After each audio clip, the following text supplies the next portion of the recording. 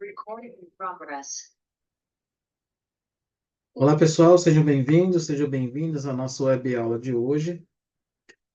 Hoje nós vamos falar sobre a disciplina de textos sagrados narrativas indígenas. É uma disciplina muito importante dentro do conjunto de disciplinas de textos sagrados. É, e essa disciplina, ela visa, obviamente, analisar todo esse conjunto de textos sagrados existente em outras religiões e em outras formas religiosas. Como nós vimos, né, em outras disciplinas, como textos sagrados do Oriente, né, temos textos sagrados também de religiões de matriz africana e textos sagrados e narrativas indígenas, então, de crenças indígenas, né? E isso por quê? Porque, primeiramente, os nossos indígenas aqui do território brasileiro, eles não desenvolveram a escrita, né, somente a fala e as tradições orais. Então, não houve o desenvolvimento de textos, a criação de textos por escrito, e isso causa, então, para os pesquisadores, uma certa dificuldade de entender, né, como era a crença ou as crenças em períodos mais antigos aqui das populações indígenas. Por um lado, isso é um problema, porque a gente não tem acesso totalmente a esses registros escritos, mas por outro lado, nós temos, falando especificamente aqui do Brasil, nós temos populações indígenas em muitas localidades, muitos territórios, que ainda preservam suas tradições orais, né, e que carregam todo esse saber ancestral das suas comunidades, dos seus povos. Então, muitas dessas culturas, desses povos, eles começaram a colocar por escrito diversos conhecimentos que eles têm, ah, conhecimentos ancestrais, né? E colocando por escrito nas suas próprias línguas, e isso é, favorece a pesquisa porque é um registro escrito, um documento, né, que pode ser acessado a qualquer momento por qualquer pessoa, e é possível fazer as traduções, analisar, enfim, uma diversidade de coisas.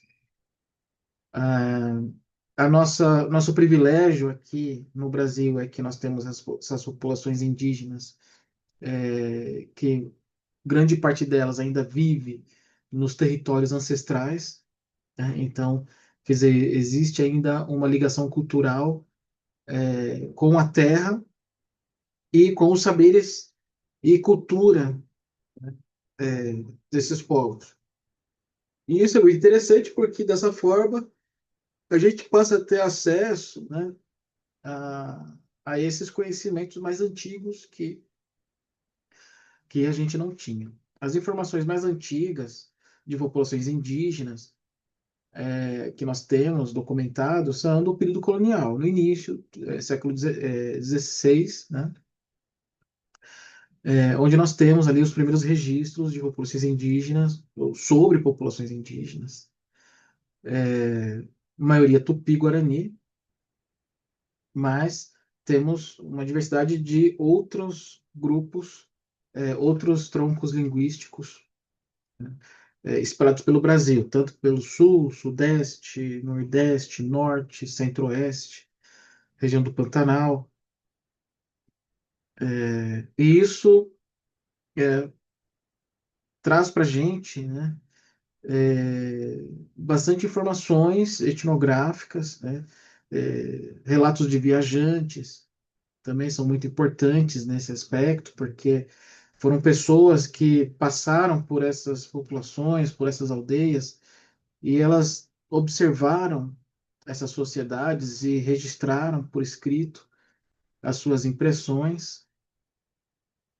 E isso é muito interessante, né, do ponto de vista da pesquisa. E a partir desses materiais é que a gente trabalha com os textos sagrados narrativas indígenas. A gente faz uma abordagem, né, de forma geral, e depois vai trabalhando um pouco os troncos linguísticos, né, o tronco tupi, que é o maior tronco tupi, mas nós temos outros troncos importantes, como o tronco G, Caribe, Aruac. Temos também um tronco linguístico Guaicuru, que é pouco conhecido, e que são, e cada um desses troncos, dessas famílias linguísticas, ela carrega uma quantidade enorme de populações. Então, nós temos populações indígenas, né, em todos esses troncos linguísticos, né, que compõem esses troncos linguísticos. Por exemplo, somente no tronco Tupi, a gente tem uma quantidade enorme, como Tupinambá, Tupiniquim, Camaiurá, Surini. Nós vamos ter Guarani, né, e uma diversidade de outros. Esses são os mais conhecidos, né? Mas a gente tem também outros troncos linguísticos bastante conhecidos, né? É, que estão principalmente na região central do Brasil. Então, inclusive, o tronco G, o macro G, ele é um tronco linguístico mais específico do território brasileiro. Isso é muito interessante, diferente do tronco tupi, que ele se expande para outros lugares, né? Outros lugares que atualmente são outros países, né? Então, isso é muito interessante. No caso dos Guarani, a gente, né, que faz parte do tronco tupi, a gente percebe desde a Bolívia, Paraguai, Argentina, parte do Uruguai, Brasil, né? Então tem todo esse grupo, esse território, né, que foi percorrido por eles, né, e que existem ainda aldeamentos, terras indígenas, reservas indígenas dessas populações. Então essa disciplina, ela é uma disciplina que vai apresentar diversas informações sobre essas narrativas indígenas, narrativas que foram registradas por antropólogos ou linguistas, né, como as narrativas míticas, né? Se bem que os povos indígenas, eles não gostam que chame suas narrativas de míticas, né? E nem de lendas ou histórias, né? São saberes ancestrais. Isso porque a palavra mito, na nossa cultura, ela está muito distorcida e carregada de sentidos negativos, né? Então, quando se fala, por exemplo, é muito comum você ver em programas de TV ou em redes sociais virtuais falar sobre verdade ou mito. Isso é verdade ou é mito? Né? Que no senso comum, né, o mito ele vai carregar essa ideia de algo que não é verdadeiro, algo que foi criado, né, tal, como se fosse algo falso, o que não é verdade, né? As narrativas míticas, elas, do ponto de vista científico, acadêmico, são narrativas que têm um aspecto importantíssimo para entender diversas culturas. né, para entender a cosmovisão dessas culturas, né, a forma como eles agem, suas relações de parentesco, suas relações com territórios, suas relações com outros povos, enfim, suas relações com o meio ambiente. Isso tudo analisando essas narrativas, né? Narrativas que inicialmente são orais e que depois foram colocadas por escrito. Ainda existem muitos povos que não têm praticamente nada de narrativas escritas. Você tem somente narrativas que são transmitidas oralmente, né? É um tipo de tradição que a gente não tem, né? Que é a tradição oral. Para a gente, a tradição oral, ela não carrega um significado efetivo, né? Aparentemente, a tradição oral, ela vai dar uma característica de coisas que não são verídicas, né? Ou alguma coisa assim. Porém, nas tradições indígenas, a gente tem essa, essa ideia da tradição oral como algo que é passado, ensinamentos que são passados, transmitidos de pais para filhos, né? De geração para geração.